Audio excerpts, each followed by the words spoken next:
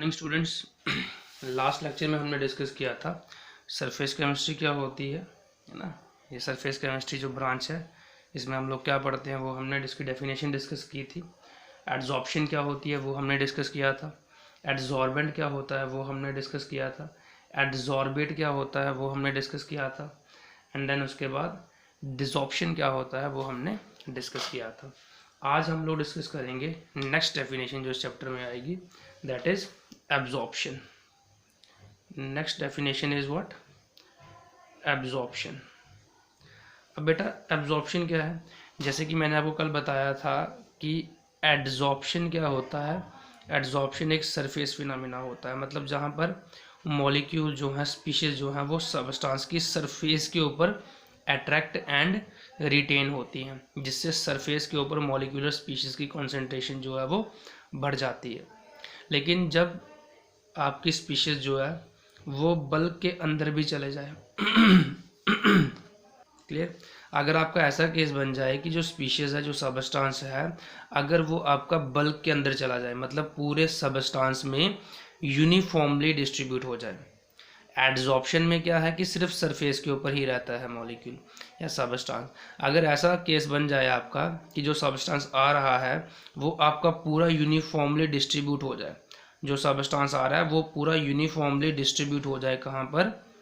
पूरे सबस्टांस के अंदर।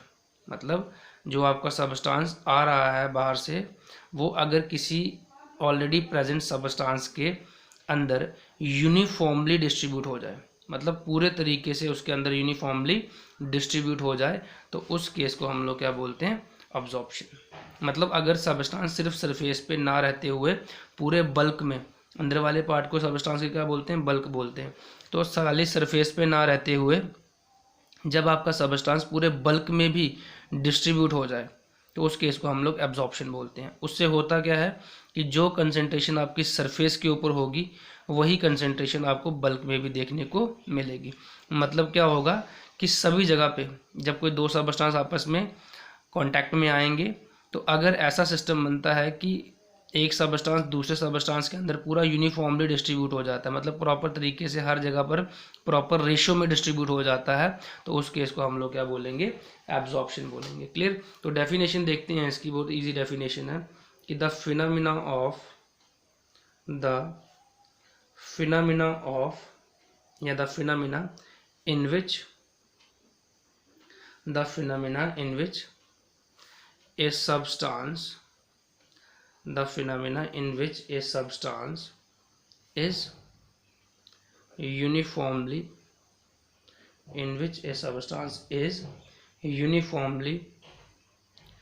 distributed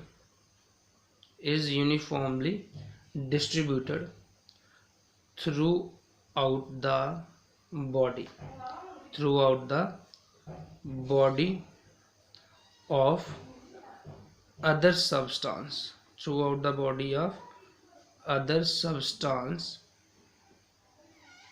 is called as absorption। क्या बोलेंगे उसको? एब्जॉर्प्शन। देखिए, जब खाली सरफेस पे होगी कंसंट्रेशन, खाली सरफेस पे आपका कोई मॉलिक्यूल अट्रैक्ट होगा तो उसको एब्जॉर्प्शन बोलोगे। एब्जॉर्प्शन क्या है कि ये वो फिनोमेना होता है जिसमें एक सबस्टांस दूसरे सबस्टांस के अंदर यूनिफॉर्मली डिस्ट्रीब्यूट हो जाता है, मतलब प्रॉपर तरीके से एक दूसरे के अंदर मिक्स हो जाते हैं।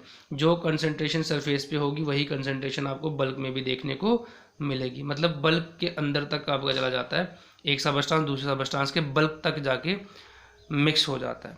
ठीक है? तो मतलब यूनिफॉर्मली, मतलब एक जैसा डिस्ट्रीब्यूशन, मतलब कहीं से भी अगर आपका ये कोई अब्जॉर्प्शन वाला केस हुआ तो यूनिफॉर्मली एक सबस्टांस दूसरे सबस्टांस के अंदर मिक्स हो जाएगा। मान लेते हैं अगर ये ए और बी से मिलकर आपकी अब्जॉर्प्शन हुई है, तो ए और बी की जो रेशो यहाँ देखने को मिलेगी वही रेशो यहाँ पे देखने को मिलेगी, वही रेशो यहाँ होगी, वही रेशो यहाँ, हर पॉइंट पे रेशो जो है वो ए और बी की क्या होगी? सेम होगी। इसी को हम लोग क्या बोलते हैं? यूनिफॉर्मली डिस्ट्रीब्यूशन या यूनिफॉर्म डिस्ट्रीब्यूशन। क्लियर? तो अगर यूनिफॉर्म डिस्ट्रीब्यूशन हो जाए एक सबस्टांस की दूसरे सबस्टांस के अंदर, तो उसको क्या बोलोगे? एब्जॉर्प्शन बोलोगे। क्लियर? फॉर एग्जांपल, जैसे अगर इसमें हमें एग्जांपल लेनी हो तो एग्जांपल हम लोग ले सकते हैं। फॉर एग्जांपल जैसे एनहाइड्रस कैल्शियम क्लोराइड। ठीक है? Is placed in water vapour, is placed in water vapour. अगर हम अनहाइड्रस कैल्शियम क्लोराइड को वाटर वेपर में प्लेस करेंगे तो it absorbs this. Calcium chloride क्या कर लेगा, वाटर वेपर को एब्जॉर्ब कर लेगा। सिलिका जेल कल हमने रखी थी तो सिलिका जेल को क्या करती थी, एब्जॉर्ब करती थी, लेकिन वहीं अगर सिलिका जेल की जगह आप लोग कैल्शियम क्लोराइड यूज़ करोगे तो वो क्या करेगा, एब्जॉर्ब करेगा। मतलब वाटर यूनिफॉर्मली डिस्ट्रीब्यूट हो जाएगा किसके अंदर, कैल्शियम क्लोराइड के अंदर। क्लियर। नेक्स्ट टर्म हमारे पास यहाँ पर आती है सॉरप्शन। ठीक है, now what is sorption. Next term आती है हमारे पास sorption. Clear. Now what is सॉरप्शन।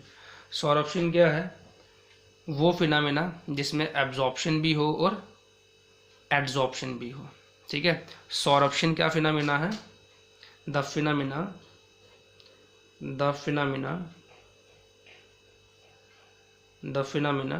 in which both absorption and adsorption takes place. Absorption and adsorption takes place together is known as सॉरप्शन। क्या बोलते हैं इसको, सॉरप्शन। वो फिनोमेना जहाँ पर एड्जॉर्प्शन और एब्जॉर्प्शन, जहाँ पर एब्जॉर्प्शन और एड्जॉर्प्शन जो है वो एक साथ हो, उसको हम लोग क्या बोलते हैं, सॉरप्शन बोलते हैं। क्लियर। मतलब सबस्टांस आपके सरफेस के ऊपर भी एड्जॉर्ब हो रहे होंगे और बल्क के अंदर भी आपके एब्जॉर्ब हो रहे होंगे। मतलब दोनों फिनोमेना जो है वो साथ में देखने को मिल जाते हैं। उस केस को हम लोग क्या बोलते हैं, सॉरप्शन बोलते हैं। क्लियर। एग्जाम्पल इसमें आपकी आ जाएगी, कुछ डाइज ऐसी होती हैं। एग्जाम्पल क्या आ जाएंगे इसमें, सर्टेन डाइज। कुछ डाइज ऐसी होती हैं, सर्टेन डाइज जो एड्जॉर्ब भी होती हैं और एब्जॉर्ब भी होती हैं। Certain dyes get adsorbs as well as absorb on fibres. ठीक है, कुछ हमारे पास ऐसी डाइज होती हैं जो एब्जॉर्ब भी होती हैं और एड्जॉर्ब भी होती हैं। ठीक है, जो एब्जॉर्ब भी हो जाती हैं और एड्जॉर्ब भी हो जाती हैं फाइबर्स पे, रिजल्टिंग इन सॉरप्शन, जिससे क्या होती है, सॉरप्शन होती है। क्लियर। कुछ डाइज ऐसी हैं, डाइज क्या होते हैं, कलरिंग कंपाउंड। ठीक है। अच्छा,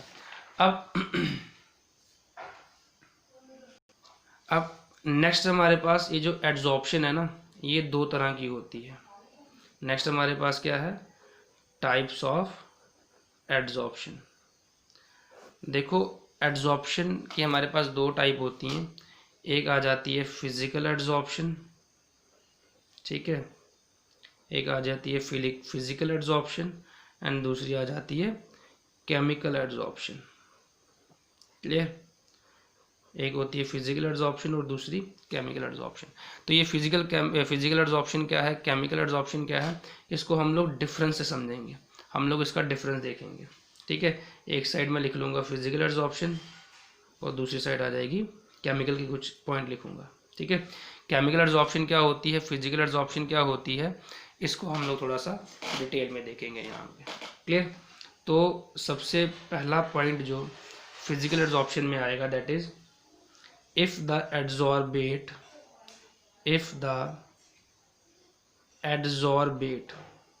ठीक है, if the adsorbate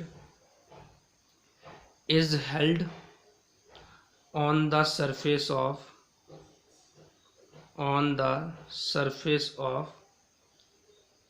adsorbent, if the adsorbate is held on the surface of adsorbent by weak van der Waal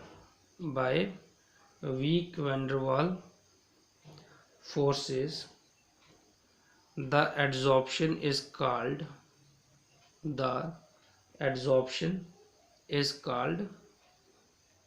physical adsorption. ठीक है, अगर क्या हो, एड्जॉर्बेट और एड्जॉर्बेंट। देखो एड्जॉर्प्शन कब होती है, जब एड्जॉर्बेंट के सरफेस पे एड्जॉर्बेट आता है। तो अगर एड्जॉर्बेट और एड्जॉर्बेंट के बीच में वीक वैंडरवाल फोर्सेस हों, और वैंडरवाल फोर्सेस कौन सी होती है, फिजिकल फोर्सेस। मतलब अगर एड्जॉर्बेट और एड्जॉर्बेंट फिजिकल फोर्सेस के साथ एक दूसरे के साथ जुड़े हों तो उस एड्जॉर्प्शन को आप लोग क्या बोलोगे, फिजिकल एड्जॉर्प्शन। जैसे कि फिजिकल फोर्स कौन सी आ गई आपकी, वैंडरवाल फोर्स। क्लियर। वही केमिकल एड्जॉर्प्शन में क्या पॉइंट आएगा आपका कि अगर यहाँ पर फिजिकल फोर्सेस और अगर यहाँ पर देयर एग्जिस्ट, अगर यहाँ पर there exist chemical, there exist chemical bond forces between adsorbate and adsorbent. ठीक है, अगर एड्जॉर्बेट और एड्जॉर्बेंट के बीच में फिजिकल फोर्सेस ना हो, केमिकल फोर्सेस हों, क्लियर, तो उस केस में हम लोग क्या बोलेंगे कि एड्जॉर्प्शन क्या है, केमिकल एड्जॉर्प्शन है। क्लियर। अच्छा, नेक्स्ट पॉइंट ऑफ डिफरेंस क्या है यहाँ पर कि ये जो हमारी फिजिकल एड्जॉर्प्शन होती है ये रिवर्सिबल होती है। फिजिकल एड्जॉर्प्शन हमारी क्या होती है, रिवर्सिबल। लेकिन जो हमारी केमिकल एड्जॉर्प्शन है ये इरिवर्सिबल होती है। ये क्या होती है, इरिवर्सिबल होती है। फिजिकल एड्जॉर्प्शन हमारी रिवर्सिबल होती है लेकिन केमिकल एड्जॉर्प्शन हमारी क्या होती है, इरिवर्सिबल। मतलब इसको हम लोग रिवर्स कर सकते हैं, मतलब डिसॉर्प्शन जो है वो आसानी से हो सकती है, क्योंकि फिजिकल एड्जॉर्प्शन के केस में सिर्फ फिजिकल फोर्सेस हैं, तो मतलब कोई प्रोडक्ट फॉर्मेशन नहीं होगी सरफेस के ऊपर। तो सिंपली टेम्परेचर बढ़ाओगे तो जो सब्सटेंस एड्जॉर्ब हुआ होगा वो वापस चला जाएगा। लेकिन केमिकल एड्जॉर्प्शन में क्या है कि केमिकल फोर्सेस हैं, तो मतलब वहाँ पे सरफेस के ऊपर कुछ केमिकल कंपाउंड्स की फॉर्मेशन हो गई होगी। तो अगर आप उसको हीट दोगे भी तो वो केमिकल कंपाउंड निकलेगा वहाँ से जो वहाँ पे ऑलरेडी बन चुका है। तो मतलब जो सब्सटेंस आके एड्जॉर्ब हुआ था उसको आप लोग बाहर नहीं निकाल सकते।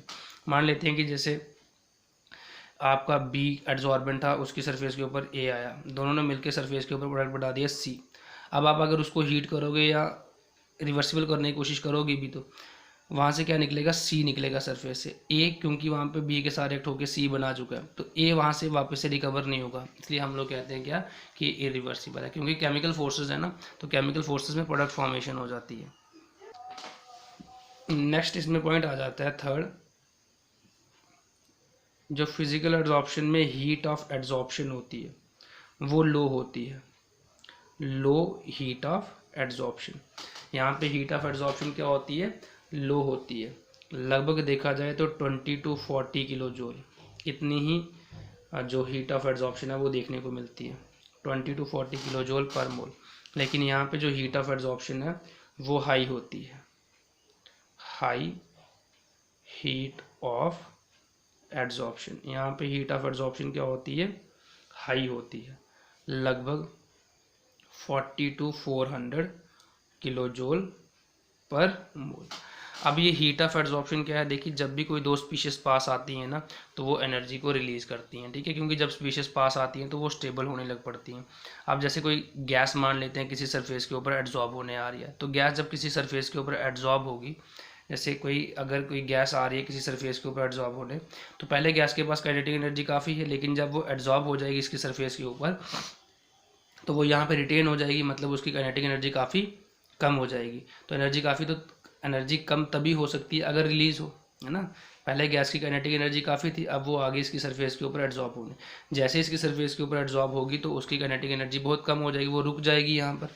तो मतलब उसकी काइनेटिक एनर्जी कम तभी हो सकती है अगर एनर्जी रिलीज़ हो जाए, है ना। तो ये एक नेचुरल प्रोसेस है, जब भी स्पीशीज पास आती हैं, क्लोज आती है, तो एनर्जी क्या होती है, रिलीज़ होती है। क्लियर। तो अब क्योंकि यहाँ पे फिजिकल फोर्सेस हैं, इतनी स्ट्रॉन्ग फोर्सेस होती नहीं है, तो मतलब स्पीशीज इतनी ज़्यादा क्लोज भी नहीं होंगी, है ना, क्योंकि जब वीक फोर्स होगी तो मतलब डिस्टेंस ज़्यादा होता है, जब स्ट्रॉन्ग फोर्स होती है तो डिस्टेंस कम होता है सबस्टांस के बीच में।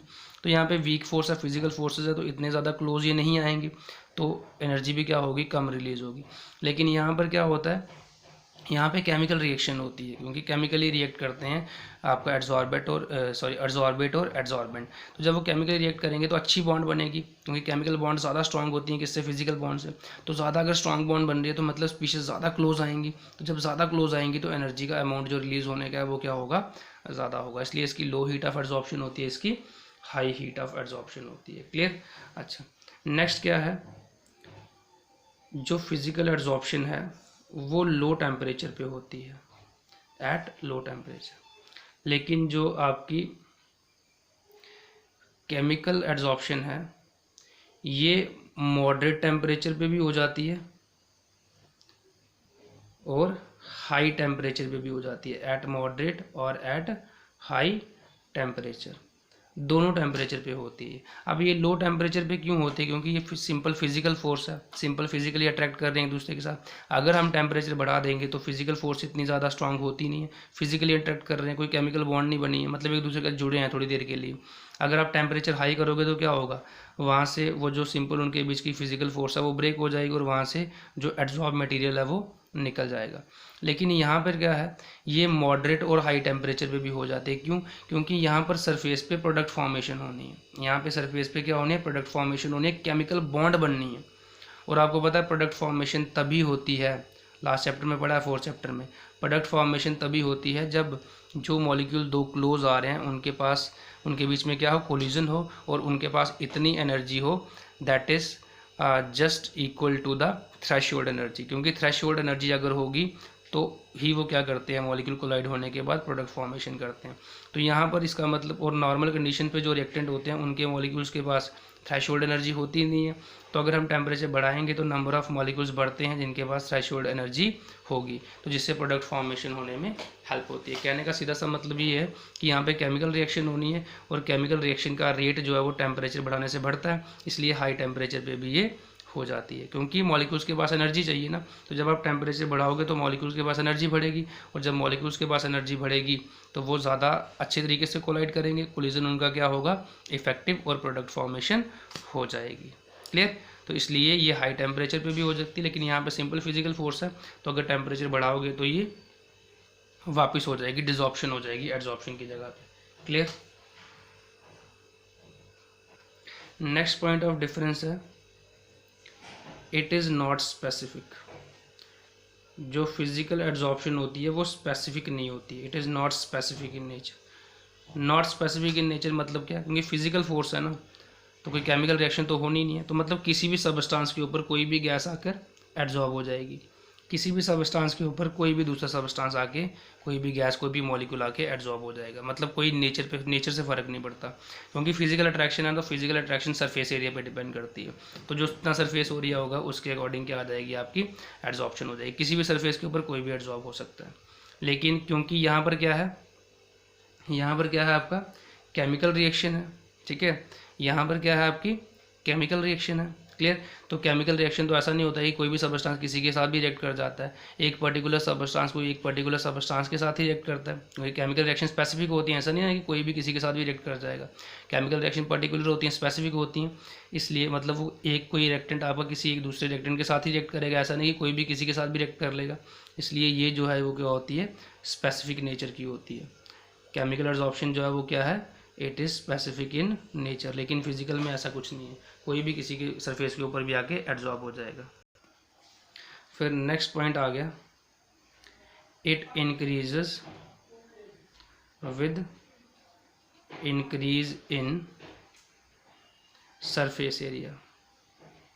जैसे जैसे सरफेस एरिया बढ़ेगा किसका, एड्सॉर्बेंट का, surface area of the adsorbent, surface area बढ़ेगा एड्सॉर्बेंट का। अब देखो जब सरफेस एरिया बढ़ेगा तो मतलब ज़्यादा सरफेस होगी, तो एड्सॉर्प्शन क्या है, सरफेस का फिनोमेना है, तो ज़्यादा सरफेस होगी तो ज़्यादा एड्सॉर्प्शन होगी। अब अगर कम सरफेस होगी तो एड्सॉर्प्शन कम होगी, उनकी एड्सॉर्प्शन क्या है, सरफेस फिनोमेना। तो जितनी ज़्यादा एड्सॉर्बेंट की सरफेस बढ़ती जाएगी एड्सॉर्प्शन उतनी ही क्या होगी, ज़्यादा होगी।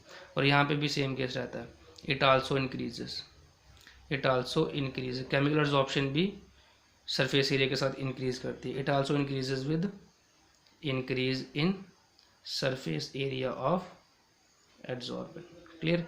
तो ये कुछ पॉइंट्स हैं जिससे हमने ये समझा कि फिजिकल और केमिकल एब्जॉर्प्शन क्या होती है। कुछ और भी पॉइंट्स हैं इसमें, सारे लिखने का फ़ायदा नहीं है, आप लोग खुद भी अपने सोर्स पेज को आगे कर सकते हैं। और क्लियर, तो ये कुछ मेन पॉइंट्स हैं जो मैंने बता दिए फिजिकल एंड केमिकल एब्जॉर्प्शन के बारे में। And this is all from this video. Thank you very much.